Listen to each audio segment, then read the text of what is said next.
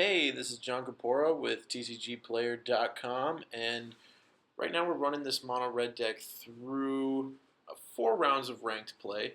So we're going to go ahead and keep this hand because it's great, because this deck is great. And we're going to start off on Foundry Street Denizen because I expected to run into some 1-drop. Although maybe I shouldn't expect it to run into a 1-drop. I just want to do a lot of damage because I anticipate following this up with Dragon Fodder.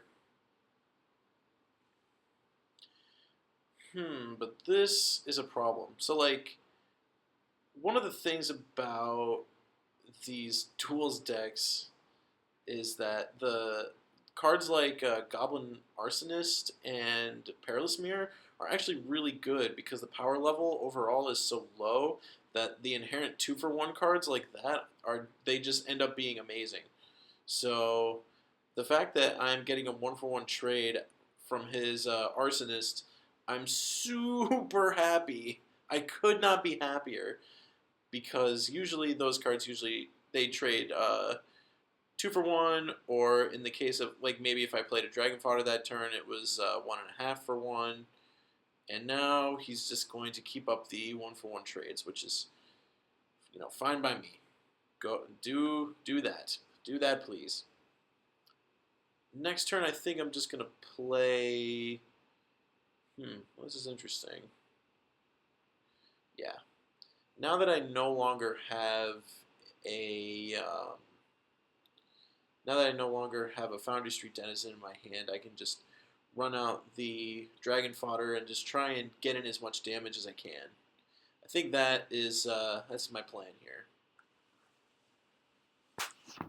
So let's see what his turn is going to involve.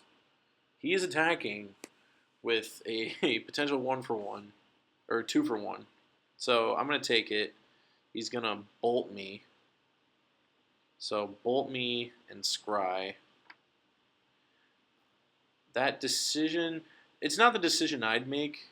I find these mirror matches to be very grindy, and so if you're using your removal as a lava spike and not a way to trade for a card, then I find it odd, is all.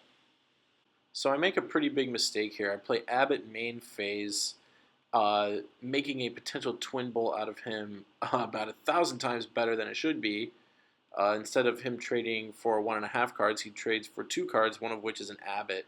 And Abbott's super good because Prowess can pump it up. So not only does Abbott draw me a card effectively, it also makes all of my non-creature spells better. So I am super lucky he didn't have a Twin Bolt there, because I would have just given him a 2-for-1, and he would have gotten 2 of my best possible cards. It would have been not good. So he's got 4 lands, 3 cards in his hand. Let's see what he does. He plays Ravaging Blaze for 1 on Abbott. That is bold.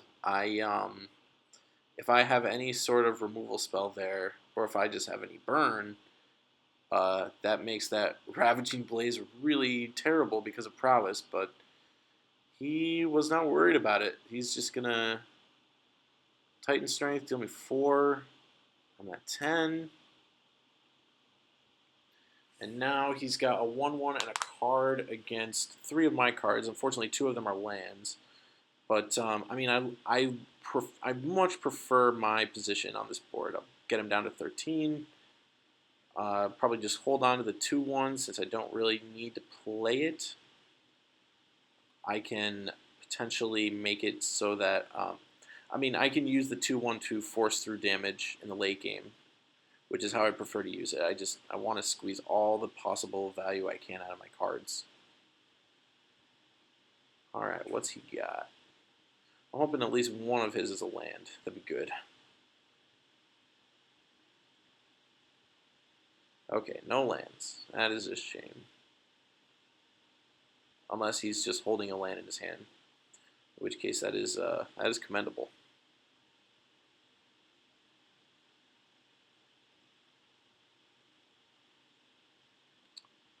Alright, I got a Glory Chaser.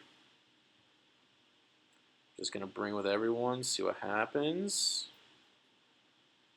Okay. He is, where's he? Oh, he's going to my face, so he's just giving me a 2-for-1. That's fantastic. I don't see how I can possibly lose now. Alright, well, damage race is pretty close. I'm getting him to 11 here. I play my own Glory Chaser. And if he wants to leave his Glory Chaser at home and not trade, I can push my Glory Chaser through with Subterranean Scout.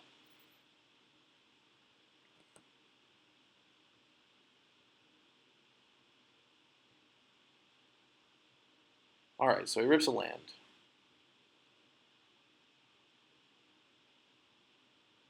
I mean, if he he attacks here, so I'm snap blocking. That's it's not even a decision. I will happily leave myself with 2 goblins and him with nothing. Good to go on that. And that is unfortunately another land. So yeah, his he is in a really precarious position now. He's drawn seems he's drawn maybe he's drawn one more spell than I have, given the 8 cards in his graveyard and the 6 cards in my graveyard and the 1 in my hand. So yeah, he's drawn one more spell than me this game, and I'm ahead. I'm just ahead. Oh, now he's drawn 2 more because instead of trying to attack my board, he's just trying to get my life total. And when your cards are really powerful, that's a fine strategy. But in weaker formats like this, where it's only one set to draw from, and the effects people are doing aren't very strong, I would so much rather just play to the board. So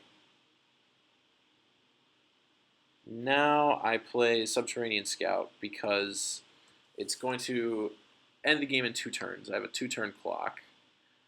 And whereas if I didn't play Subterranean Scout there, I would be looking at 4 turns to kill him. So playing Subterranean Scout there effectively doubles my clock.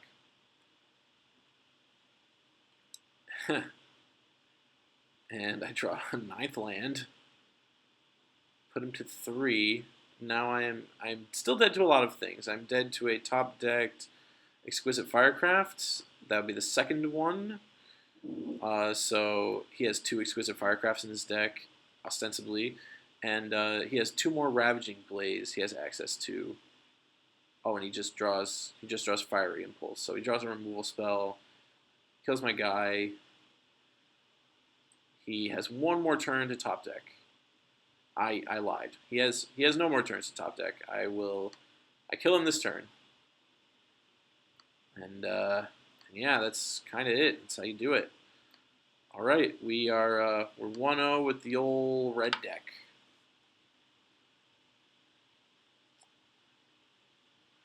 Yep.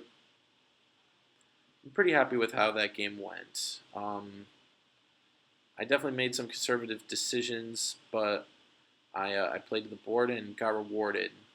And so, yeah, I guess I will see you for round 2.